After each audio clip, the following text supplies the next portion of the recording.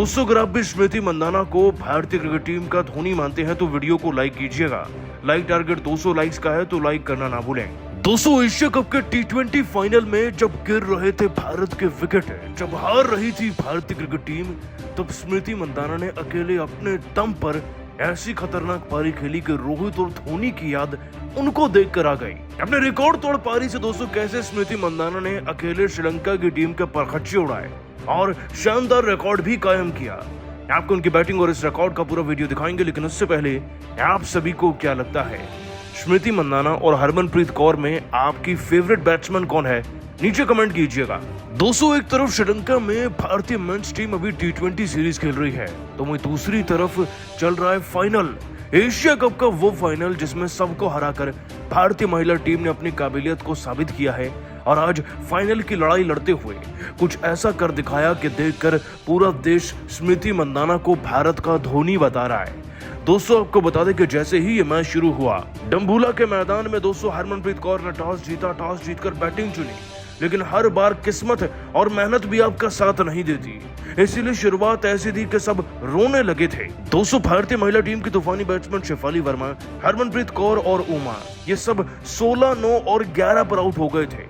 बल्लेबाजी का सारा भार मानो स्मृति मंदाना के कंधों पर आ चुका था, लेकिन इस खिलाड़ी ने आज निराश नहीं किया, बल्कि ऐसी उम्दा पारी खेली जो सदियों तक याद रखी जाएगी। दोस्तों, शेफाली वर्मा का विकेट गिरने के बावजूद भी शुरुआती दौर में ही पारी के तीसरे ओवर में प्रियदर्शिनी को स्मृति मंदाना ने 2 बैक टू बैक चौके जड़कर प्रेशर वैसे ही श्रीलंका की टीम पर ट्रांसफर कर दिया था और उन्होंने ये बता दिया था कि विकेट भले ही कितने गिरे, लेकिन दूसरे छोर पर कौन है कौन नहीं, इससे उन्हें कोई फर्क नहीं पड़ता आज। इसके बाद दोस्तों कुछ ऐसा ही कारनामा उन्होंने प्रबोधानी के ओवर में किया पारी के छठे ओवर में, जब उन्होंने फिर से 2 गेंदों पे 2 बैक टू बैक चौके चढ़े। इसके बाद दोस्तों पारी के 9वें और 11वें ओवर में भी स्मृति मंदाना ने कुछ ऐसा ही किया। इन 2 ओवर के अंदर दोस्तों स्मृति मंदाना ने 4 चौके और जड़कर अपनी पारी को 50 के बेहद करीब पहुंचा दिया था। एक तरफ दोस्तों जहां भारतीय क्रिकेट टीम के 87 पर 3 विकेट हो गए थे, तो वहीं दूसरी तरफ अकेले लड़ रही स्मृति मंदाना भारतीय क्रिकेट टीम को 100 के पार ले गई थी। इसके बाद दोस्तों प्रियदर्शिनी के ही ओवर में पारी के 13वें ओवर में उन्होंने अपना 50 पूरा किया, जो T20 क्रिकेट में उनका 26वां हाफ सेंचुरी भी बना है। दोस्तों, स्मृति मंदाना ने यह रिकॉर्ड तो बनाया ही, साथ ही साथ फाइनल में भारतीय क्रिकेट टीम की तरफ से एशिया कप में अर्धशतक लगाने के मामले में भी वो सबसे आगे हो गई हैं। इसके बाद रोड्रिगेज ने भी उनका साथ दिया और खूब चौके अपनी पारी में लगाए, जिससे कि भारतीय क्रिकेट टीम का स्कोर उछलकर 90 से अब 130 के पार पहुंच चुका था, वो भी मात्र 15 ओवर के अंदर, यानी कि 160-170 साफ दिख रहा था। और दोस्तों, सब कुछ मुमकिन हुआ तो स्मृति मंदाना की शानदार पारी के बल पर, जिन्होंने आज वाकई में मैदान में रोहित और धोनी जैसी प्रतिभा दिखाई और भारतीय क्रिकेट टीम के लिए इतनी अच्छी पारी खेली। उनकी लगभग शतक जैसी इस पारी को आप 10 में से कितने नंबर देंगे और रिकॉर्ड्स को भी नीचे कमेंट करके बताइएगा। दोस्तों, स्मृति मंदाना के तूफान में सूखे पत्तों की तरह उड़ी श्रीलंका की टीम, लंबी मेहनत के बाद कांटे के फाइनल में भारतीय महिलाओं ने लहराया भारत का परचम। तो आखिर इंडिया और श्रीलंका के बीच खेले गए दिल दहला देने वाले एशिया कप के फाइनल मुकाबले में ऐसा क्या हुआ जिसमें टीम इंडिया ने पूरी तरीके से श्रीलंका को तबाह बर्बाद कर दिया? दीप्ति शर्मा और रेणुका सिंह ठाकुर की कातिलाना गेंदबाजी के बाद कैसे स्मृति और शेफाली ने अपने बल्ले से गेंदबाजों की धज्जियां उड़ाकर रख दी, इस रोमांचक मुकाबले की पूरी हाईलाइट तो हम आपको दिखाएंगे, लेकिन उससे पहले आपको क्या लगता है कि स्मृति मंदाना, हरमनप्रीत कौर और शेफाली वर्मा में कौन सबसे बेहतरीन खिलाड़ी है? अपनी कीमती राय नीचे कमेंट करके जरूर बताइएगा। दोस्तों, जहां तक एक तरफ विश्व भर में भारत की पुरुष टीम का झंडा शान से लहरा रहा है, तो वहां दूसरी तरफ भारत की महिलाएं भी किसी से कम नहीं है। जहां वुमेन एशिया कप के मंच पर इस समय फाइनल की जंग में जब इंडिया और श्रीलंका की टीमें आमने सामने आई, डम्बोला इंटरनेशनल स्टेडियम में भारतीय कप्तान हरमनप्रीत कौर ने टॉस जीतकर पहले गेंदबाजी करने का फैसला किया और श्रीलंका की क्रिकेट टीम को बैटिंग का निमंत्रण इस मस्ट विन मुकाबले में दे डाला। अब सबसे बड़ी चुनौती में अपनी टीम श्रीलंका को जबरदस्त शुरुआत दिलाने के लिए विश्मी गुणरत्ने के साथ कप्तान चमारी अतापट्टू की बेहद खतरनाक जोड़ी मैदान में उतरी। श्रीलंका ने पहले बल्लेबाजी करते हुए अच्छी शुरुआत की। 3 ओवर के बाद टीम का स्कोर बिना किसी नुकसान के 26 रन पर बन गया। ऐसा लगा था कि श्रीलंका पूरी तरीके से डोमिनेट कर रही है। तभी 28 रन पर उनका पहला विकेट गिरा। गुणरत्ने 18 गेंद में 17 रन बनाकर आउट हो गई। रेणुका सिंह ठाकुर ने उन्हें हरमनप्रीत कौर के हाथों कैच कराया, तो फिर देखते ही देखते कुछ कुछ ऐसा हुआ जिसने श्रीलंका की कमर ही तोड़कर रख दी थी। जी हां, 32 रन ही बने थे कि बैटिंग करने उतरी हर्षिता समर विक्रमा भी हरमनप्रीत को अपना कैच थमाकर पवेलियन लौट गई और टीम इंडिया ने अभी से श्रीलंका की हालत बिगाड़ कर रख दी। हालांकि यहां से लंका संभल भी जाती, लेकिन स्कोरबोर्ड में बिना एक भी रन जोड़े यानी कि 32 रन पर श्रीलंका ने तीसरा विकेट गंवा दिया। भारतीय गेंदबाजों ने पूरी तरीके से लंका की टीम पर शिकंजा कस लिया था, जहां कविशा दिलहारी ने भी रेणुका सिंह ठाकुर का शिकार बनी। इस खिलाड़ी ने लगातार अपने 2 ओवर में 2 विकेट चटकाकर सेमीफाइनल के मैच में हड़कंप मचा दिया था। श्रीलंका के खेमे में हाहाकार मचा हुआ था, उन्हें समझ नहीं आ रहा था कि क्या किया जाए। भारतीय टीम मुकाबले में पूरी तरीके से हावी नजर आ रही थी। हालांकि श्रीलंका अभी वापसी कर सकती थी, लेकिन पावर प्ले खत्म होने से पहले ही छठे ओवर की आखिरी गेंद पर उनका चौथा विकेट भी ढेर हो गया। रेणुका सिंह ठाकुर की यह मैच में तीसरी सफलता थी। उन्होंने अकेले ही श्रीलंका की धज्जियां उड़ा दी, जिससे लंका की क्रिकेट टीम इस सबसे बड़े मैच में पूरी तरीके से बैकफुट पर नजर आई। उन्हें तो समझ भी नहीं आया कि यह हुआ क्या। 6 ओवर में श्रीलंका केवल 33 रन बना पाई थी और उनके 4 बल्लेबाज पवेलियन की शोभा बढ़ा रहे थे। हालांकि फिर 5वें विकेट के लिए एक बार फिर श्रीलंका की सबसे बड़ी खिलाड़ी और कप्तान चमारी अतापट्टू ने अपने साथी खिलाड़ी के साथ मिलकर 50 रनों से भी अधिक की एक जबरदस्त पार्टनरशिप की। उन दोनों ने अपनी टीम श्रीलंका को मैच में वापस लाकर खड़ा किया था। अटापट्टू का बल्ला आग उगल रहा था। यह खिलाड़ी तो अपने बल्ले से एक के बाद एक चौके छक्कों की झड़ी लगा रही थी, लेकिन जैसे ही 70 रन बनाकर खेल रही इस खिलाड़ी का विकेट गिरा, यहां से पूरा मुकाबला ही पलट गया और देखते ही देखते भारतीय गेंदबाजों ने पूरी तरीके से श्रीलंका को तहस नहस कर दिया।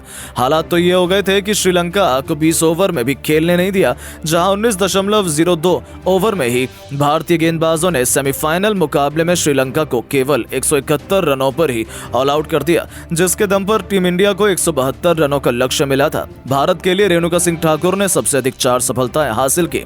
अब इस मुश्किल लक्ष्य का पीछा करने के लिए भारत की 2 सबसे खतरनाक स्मृति मंदाना और शेफाली वर्मा की जोड़ी मैदान में कदम रख चुकी थी। इन दोनों के सामने श्रीलंका के गेंदबाज आग उगलने को तैयार थे, लेकिन पहले ओवर में ही श्रीलंका की हालत खराब हो गई। जहां स्मृति मंदाना ने मैच की पहली लगातार 2 गेंद को बाउंड्री के बाहर फेंक दिया, तो ये तो केवल शुरुआत थी। श्रीलंका के पसीने तो उस समय छूट गए जब ओवर की 5वीं गेंद पर गेंदबाज ने नो बॉल फेंक दी और उस पर भी भारत को चौका मिल गया। यानी कि पहले एक ओवर में टीम इंडिया 14 रन बना चुकी थी। लक्ष्य अब तो हमारे लिए और भी आसान हो रहा था।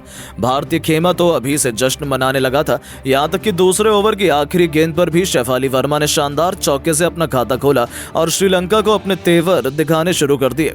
भारतीय टीम आसानी से जीत की तरफ बढ़ रही थी। श्रीलंका के हर एक प्लान फ्लॉप नजर आ रहे थे। पारी का तीसरा ओवर लेकर आई कविशा दिलहारी की आखिरी गेंद पर स्मृति मंदाना ने मिड विकेट के ऊपर से इतना खूबसूरत छक्का लगाया कि पूरा स्टेडियम जश्न में डूब गया। हर तरफ केवल खुशियां थी, सभी भारत की बल्लेबाजी का आनंद उठा रहे थे, तो वहीं मातम फैला हुआ था केवल श्रीलंका के खेमे में। ये दोनों भारतीय टीम को रॉकेट की रफ्तार से आगे बढ़ा रही थी। पावर प्ले का बखूबी फायदा उठाते हुए दोनों ने मैदान के चारों तरफ चौकों की बरसात ही कर दी थी। यहां तक कि पावर प्ले का आखिरी ओवर लेकर आई खुद कप्तान चमारी अटापट्टू का स्वागत ही स्मृति मंदाना ने पॉइंट के क्षेत्र में खतरनाक चौके से कर दिया था। इसी के साथ उन्होंने टीम इंडिया को 50 रनों के पार भी पहुंचा दिया था। अभी मुकाबला शुरू हुए कुछ समय भी नहीं बीता था और टीम इंडिया अभी से 53 रन बना चुकी थी।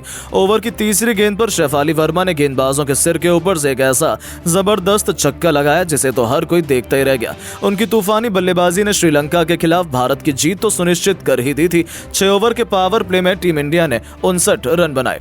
हालांकि श्रीलंका ने अपनी कातिलाना गेंदबाजी से वापसी करने का भरपूर प्रयास किया। उन्होंने जी जान लगा ली, लेकिन जिस अंदाज में स्मृति और शेफाली ने टीम इंडिया को शुरुआत दिलाई थी, उसके बाद टीम इंडिया को हरा पाना श्रीलंका के बस में नहीं था। देखते ही देखते स्मृति मंदाना न केवल 31 गेंद पर अपना तूफानी अर्धशतक ठोक दिया था, वो भी फाइनल की इतनी बड़ी चुनौती में। दूसरी तरफ शेफाली भी फुल फॉर्म में नजर आ रही थी। गेंदबाज के सिर के ऊपर से छक्का लगाकर इस खिलाड़ी ने 10 ओवर में टीम इंडिया को 100 रनों के पार पहुंचा दिया। शेफाली वर्मा भी अर्धशतक बना चुकी थी। उनके बीच हुई शतकीय पार्टनरशिप ने टीम इंडिया की जीत की नींव बिछा दी थी। उनकी विस्फोटक बल्लेबाजी का नतीजा हुआ कि टीम इंडिया जीत के बेहद करीब आ चुकी थी। हालांकि तभी श्रीलंका ने वापसी की। शेफाली वर्मा 56 रन बनाकर पवेलियन लौट गई, लेकिन उनके आउट होने के बाद मैदान में उतरी हरमनप्रीत कौर ने स्मृति मंदाना के साथ मिलकर रनों की रफ्तार में कोई कमी नहीं आने दी। कप्तान ने आते ही अपने बल्ले का जौहर दिखाया और अपने विस्फोटक बल्लेबाजी से ऐसा तांडव मचाया कि एक के बाद एक श्रीलंका के सभी गेंदबाजों की बेरहमी से पिटाई करते हुए मैच को जल्द से जल्द समाप्त करने का ठान लिया।